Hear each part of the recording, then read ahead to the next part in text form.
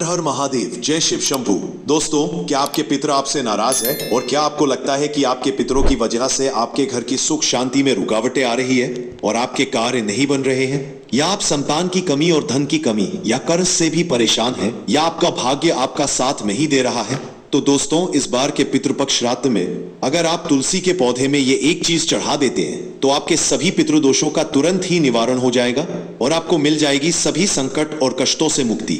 और दोस्तों, इस एकमात्र उपाय को करने से आपको धनवान मालामाल होने से कोई नहीं रोक सकता और आपकी जो भी मनोकामना है वो भी पूरी हो जाएगी। दोस्तों, इस बार 7 सितंबर 2025 से पितृपक्ष श्राद्ध बहुत ही दिव्य और दुर्लभ संयोग लेकर आया है। दोस्तों, इस पितृपक्ष में राजयोग, काल सर्प दोष के साथ साथ धन लक्ष्मी योग भी बन रहा है, जिस वजह से इस बार के पितृपक्ष श्राद्ध का बहुत अधिक महत्व बढ़ गया है। और इस पितृपक्ष पर यदि आप तुलसी के पौधे से जुड़ा ये आसान सा उपाय कर लेते हैं तो आपकी सभी समस्याओं का तुरंत ही अंत हो जाएगा। इसलिए दोस्तों, वीडियो को आखिर तक जरूर देखें और अगर आप भी अपने जीवन में महादेव की कृपा पाना चाहते हैं और पितरों का प्राप्ति करना है, आशीर्वाद पाना चाहते हैं, तो वीडियो को लाइक करके कमेंट में हर हर महादेव लिखना ना भूलें। दोस्तों, पितृपक्ष भाद्रपद माह की पूर्णिमा से शुरू हो जाते हैं और आश्विन मास की अमावस्या पर समाप्त होते हैं। अश्विन मास की अमावस्या को सर्वपितृ अमावस्या कहा जाता है। पितृपक्ष पूरे 16 दिनों के होते हैं। इन्हें श्राद्ध पक्ष और कनागत भी कहा जाता है। पितृपक्ष पितरों को समर्पित होते हैं। पितृपक्ष पूर्वजों के प्रति सम्मान और श्रद्धा के प्रतीक है। इस दौरान पितरों के निमित्त ही कार्य किए जाते हैं। किसी भी तरह का शुभ कार्य, विवाह, मुंडन, गृह प्रवेश आदि वर्जित रहते हैं। शास्त्रों के अनुसार पितृपक्ष अपने पूर्वजों के प्रति श्रद्धा भाव दिखाने का समय होता है।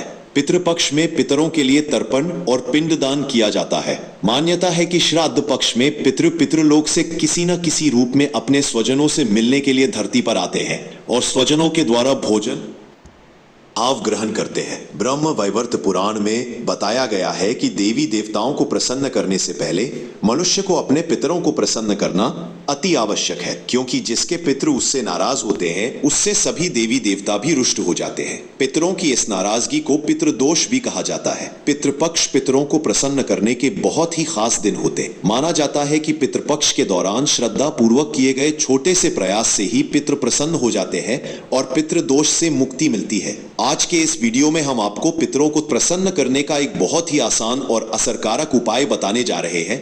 इस उपाय को करने से पितृ प्रसन्न और तृप्त होते हैं। पितरों को शांति मिलती है। पितृ प्रसन्न होकर अपने परिवारजनों को पितृ दोष से मुक्ति का आशीर्वाद देते हैं। पितृदेव के साथ साथ भगवान विष्णु और मां लक्ष्मी जी की कृपा से सभी कष्टों और संकटों से छुटकारा मिलता है और घर में सुख समृद्धि आती है। दोस्तों, इस उपाय को सही प्रकार से करने के लिए आप हमारी इस वीडियो को एंड तक अवश्य ही देखें और आगे बढ़ने से पहले आपसे रिक्वेस्ट करते हैं कि वीडियो को लाइक जरूर करिएगा, दोस्तों को शेयर कर दीजिएगा और अगर आपने अभी तक चैनल को सब्सक्राइब नहीं किया है तो चैनल को सब्सक्राइब करके बेल आइकॉन जरूर दबाइएगा। तो आइए जानते हैं इस उपाय के बारे में।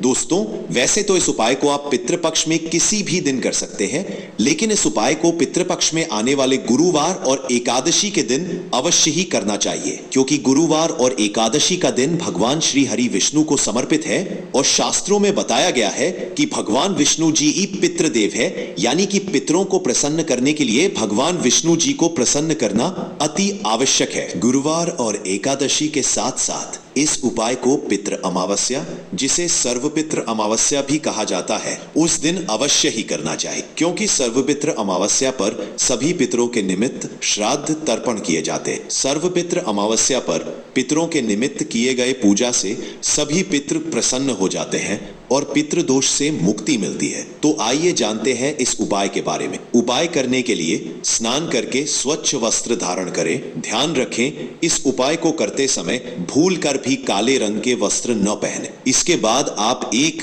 पात्र में शुद्ध जल लें। आप इस उपाय को करने के लिए तांबे के पात्र का इस्तेमाल बिल्कुल ना करें। अब इस जल में आप 1 चम्मच कच्चा दूध डालें, फिर इस जल में 1 चुटकी शक्कर डालें। शक्कर डालने के बाद अब आप इस पात्र में 1 चुटकी साफ पिसी हुई हल्दी मिला लें। हल्दी भगवान श्री हरि विष्णु को प्रिय है, इसलिए भगवान विष्णु को प्रसन्न करने के लिए भगवान विष्णु की पूजा में हल्दी का अवश्य ही इस्तेमाल करना चाहिए। अब आप एक दिया तैयार करें आप मिट्टी का, आटे का या पीतल का कैसा भी दिया ले सकते हैं, लेकिन ध्यान रखें दिया शुद्ध घी का ही होना चाहिए। अब इस दिए और जल को लेकर आप तुलसी जी के पास जाएं। दोस्तों, सनातन धर्म में तुलसी जी का विशेष महत्व बताया गया है। हिंदू धर्म में मान्यता है कि तुलसी के पौधे की जड़ में सभी तीर्थ, मध्य भाग तना में सभी देवी देवता और ऊपरी ही शाखाओं में सभी वेद यानी चारों वेद स्थित है। पद्म पुराण में उल्लेख है कि तुलसी जी का एक पौधा जिस जगह होता है वहां ब्रह्मा, विष्णु और महेश निवास करते। तुलसी जी की सेवा करने से व्यक्ति के महापातक से महापातक संपूर्ण पाप भी नष्ट हो जाते हैं। तुलसी जी को हरि प्रिय कहा जाता है। हिंदू धर्म में मृत्यु के समय व्यक्ति के मुख में तुलसी का पत्ता रखा जाता है। धार्मिक दृष्टि से इसका बड़ा महत्व है। कहते हैं कि तुलसी हमेशा भगवान श्री हरि विष्णु के सिर पर सजती है। तुलसी धारण करने वाले व्यक्ति को यमराज कष्ट नहीं देते। मृत्यु के बाद परलोक में व्यक्ति को यमदंड का सामना नहीं करना पड़ता, इसलिए मरते समय मुख में तुलसी का पत्ता रखा जाता है। माना जाता है कि मृत्यु के समय तुलसी का पत्ता मुंह में होने से प्राण त्यागने के समय होने वाले कष्ट से भी राहत मिलती है, क्योंकि यह सात्विक भाव को जगाता है। पितरों को प्रसन्न करने के लिए तुलसी जी का पूजन अवश्य ही करना चाहिए। शास्त्रों में बताया गया है कि तुलसी जी की सुगंध मां लक्ष्मी जी को अपनी तरफ आकर्षित करती है। तुलसी का पौधा जिस जगह होता है या जिस परिवार के व्यक्ति पितृपक्ष के दौरान तुलसी जी का पूजन करते हैं, उनके पितृ उनसे बहुत ही प्रसन्न होते हैं और पितरों की आत्मा को शांति और तृप्ति मिलती है। इसलिए पितृपक्ष में तुलसी का पौधा यदि घर में लगाया जाए या सही विधि से तुलसी जी का पूजन किया जाए तो इससे पितृ प्रसन्न होते हैं और उनके आशीर्वाद से जातक के जीवन की सारी दिक्कतें दूर हो जाती है। तुलसी जी का पूजन करने के लिए आप जल और दिया लेकर तुलसी के पौधे के पास जाएं। अब आप पूर्व दिशा की तरफ मुंह करके खड़े हो जाएं, यानी आपको इष्ट की तरफ अपना मुंह कर लेना है जहां से सूर्योदय होता है। इसके बाद आप भगवान विष्णु जी और मां लक्ष्मी जी को प्रणाम करें, तुलसी माता को प्रणाम करें, पितृदेव को प्रणाम करें। फिर आप भगवान विष्णु जी के द्वादश मंत्र ओम नमो भगवते वासुदेवाय का जाप करते हुए तुलसी जी पर ये जल अर्पित करें। जल अर्पित करने के पश्चात अब आप तुलसी जी के सामने शुद्ध घी का दिया जलाएं। विष्णु के इसी मंत्र ओम नमो भगवते वासुदेवाय का जाप करते हुए तुलसी जी की 11 परिक्रमा करें। तुलसी जी की परिक्रमा करने के पश्चात अब आप तुलसी जी को प्रणाम करें।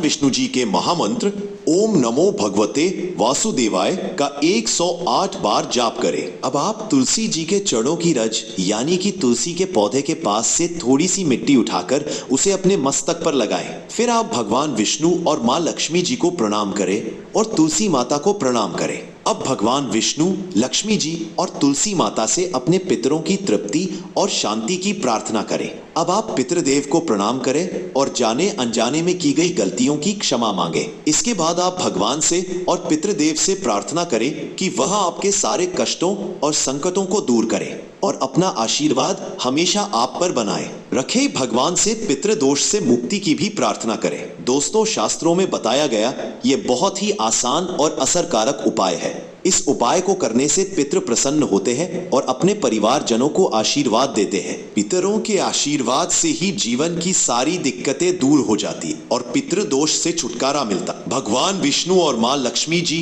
और तुलसी माता की कृपा से घर में सुख समृद्धि आती। इस उपाय को करते समय कुछ बातों का विशेष ध्यान रखें। महिलाएं पीरियड्स के दौरान इस उपाय को ना करें। तुलसी जी का पूजन करने से पहले स्नान अवश्य ही करें। तुलसी जी का इस तरह पूजन रात्रि के समय या संध्या काल के समय भूलकर भी ना करें। तुलसी जी का पूजन रविवार के दिन भी ना करें। साथ ही इस बात का भी ध्यान रखें कि तुलसी जी का पूजन आप ऐसे ही करें जो मंदिर में लगी हो या आपके खुद के घर में हो। अशुद्ध जगह पर लगी तुलसी जी का पूजन आप भूलकर भी ना करें और तुलसी जी का पूजन जूते चप्पल पहनकर भी ना करें। तुलसी जी का पूजन करते समय इन बातों का विशेष ध्यान रखें। दोस्तों, आइए जानते हैं कि कुंडली में पितृदोष का निर्माण कैसे होता है और इससे कैसे बचा जा सकता है। दोस्तों, हिंदू धर्म में पूर्वजों का बहुत महत्व दिया जाता है। उनकी आत्मा की शांति के लिए व्यक्ति श्राद्ध पिंडदान करते हैं। हर महीने की अमावस्या तिथि के अलावा पितृपक्ष के 15 दिन पितरों को ही समर्पित होता है।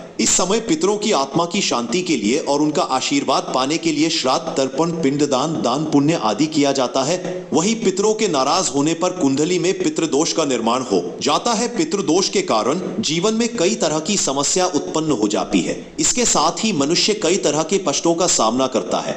ऐसे में आइए जानते हैं कि कुंडली में पितृदोष का निर्माण कैसे होता है और इससे कैसे बचा जा सकता है।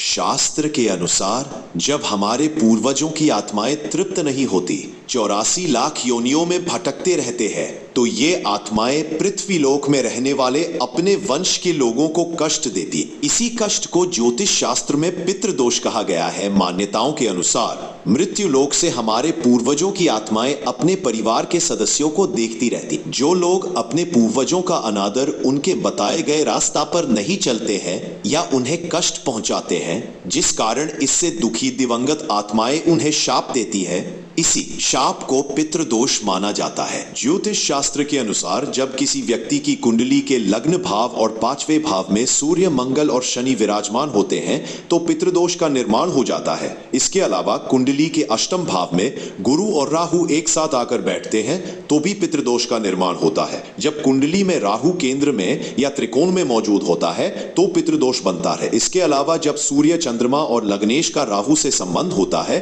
तो जातक की कुंडली में पितृदोष बनता है। जब कोई व्यक्ति अपने से बड़ों का अनादर करता है या फिर उसकी बोलना हत्या कर देता है तो ऐसे व्यक्ति को पितृदोष लगता है और जीवन नरक बन जाता है। जब किसी व्यक्ति की कुंडली में पितृदोष का निर्माण होता है तो ऐसे व्यक्ति को अपने जीवन में कई तरह की बाधाओं का सामना करना पड़ता है। ऐसे व्यक्ति के विवाह में देरी होती है, विवाह टूट सकती है, तलाक की स्थिति उत्पन्न हो जाती है, वैवाहिक जीवन में हमेशा तनाव बना रहता है। ऐसी महिलाओं को गर्भधारण में समस्याएं आती, बच्चे की अकाल मृत्यु हो सकती है, जीवन में कर्ज और नौकरी में परेशानियां आती रहती। इसके अलावा ऐसे लोगों के घर में या परिवार में आकस्मिक निधन या दुर्घटना हो सकती है। लंबे समय से किसी बीमारी के चलते परेशान रह सकते हैं। परिवार में विकलांग या अनचाहे बच्चे का जन्म हो सकता है। ऐसे व्यक्ति को बुरी आदतों की लत भी लग सकती है। तो दोस्तों, आशा करते हैं पितृपक्ष से जुड़ी ये सभी जानकारी आपको पसंद आई होगी। अगर आपको वीडियो अच्छा लगा हो तो वीडियो को लाइक जरूर करें